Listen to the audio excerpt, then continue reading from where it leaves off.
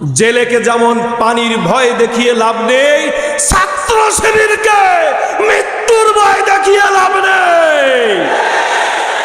ছাত্র শিবির জীবন দেওয়ার জন্যই শাহাদাতের তামান্না নিয়ে এ পৃথিবীতে জন্মগ্রহণ করেছে।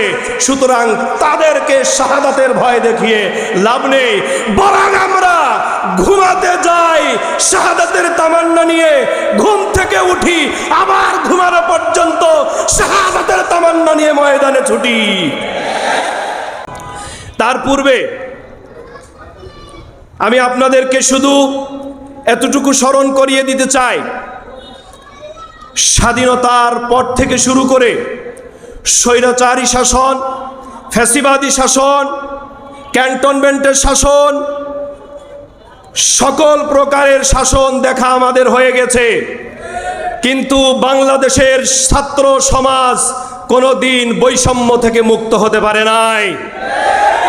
1977 সালে ইসলামী ছাত্র শিবির বড় একটি লক্ষ্য উদ্দেশ্য নিয়ে এ সমাজ গঠন, মানুষ গঠনকে লক্ষ্য করে ইসলামী ছাত্র শিবির প্রতিষ্ঠিত হয়।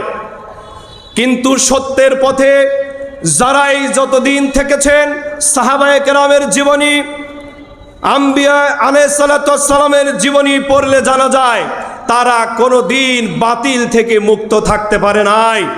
যার কারণে 77 সালে প্রতিষ্ঠা হওয়ার লগ্ন থেকে শুরু করে 24 জুলাই বিপ্লব পর্যন্ত শত শত শহীদের নজরানা ইসলামী ছাত্র শিবিরকে প্রতিষ্ঠিত করতে হয়েছে।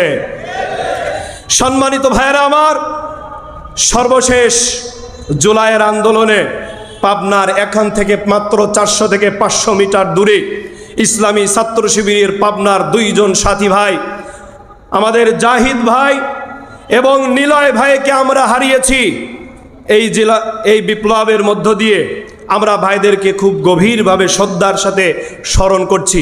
আল্লাহ সুবহানাহু ওয়া তাআলা তাদের শাহাদাত কবুল করুন, আমিন।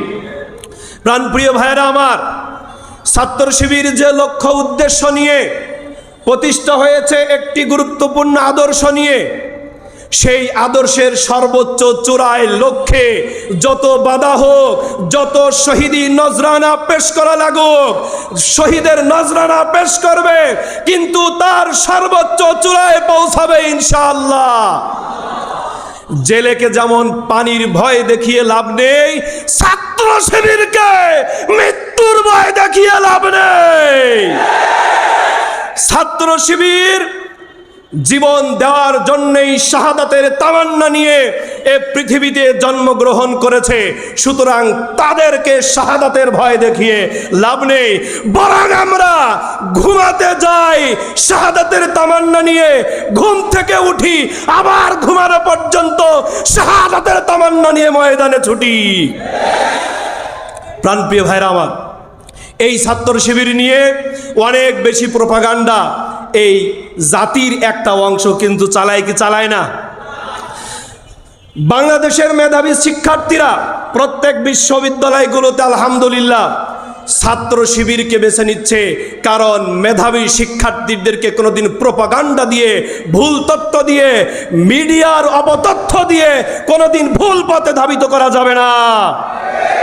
প্রাণপ্রিয় ভাইরা আমার, এই জন্য যতই প্রোপাগান্ডা চালাক না কেন, আমাদেরকে বলা হয় আমরা নাকি ওয়েলফেয়ার পলিটিক্স করি, আমরা ওয়েলফেয়ার পলিটিক্স করি। আসলে পলিটিক্স তাহলে কিসের জন্য আমি সেটা জানতে চাই। তাহলে কি পলিটিক্স, আমরা যেটা ওয়েলফেয়ার করতেছি এটা যদি পলিটিক্স না হয়, তাহলে পলিটিক্স কি চাঁদাবাজি করা? তাহলে পলিটিক্স কি টেম্পো স্ট্যান্ড দখল করা? তাহলে পলিটিক্স কি পাবনার এই চর দখল করে বালু বিক্রি করা? না।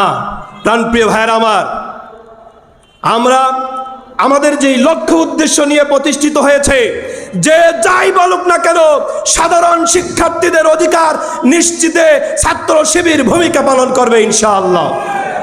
আগামী দিন ত্রয়োদশ জাতীয় সংসদ নির্বাচন, আমি এই তরুণ প্রোগ্রামে আজকে তরুণদেরকে বলতে চাই, আগামী দিনে বেছে নিতে হবে সৎ মানুষ, বেছে নিতে হবে সৎ মানুষ, দক্ষ মানুষ, জ্ঞানী মানুষ, নামাজি মানুষ, টুপিওয়ালা মানুষ, কোরআনওয়ালা মানুষ, দক্ষ মানুষ বেছে নিতে হবে। পারবেন কিনা? কারণ অনেকেই অনেক উন্নয়নের ভার দেখাবে, কিন্তু যত উন্নয়ন তত বড় দুর্নীতি। আমরা এটা দেখেছি, দেখি নাই? যত বড় উন্নয়ন তত বেশি দুর্নীতি।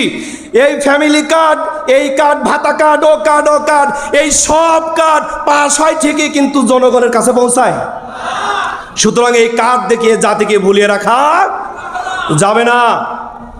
সম্মানিত ভাইরা আমার, এজন্য আপনাদেরকে আমি অনুরোধ করতে চাই যে আগামী দিনে সৎ মানুষ দেখে কোরআনের পক্ষের মানুষকে আমরা আগামী দিনের সংসদে এই পাবনা 5 থেকে পাঠাতে চাই। রাজি আছেন?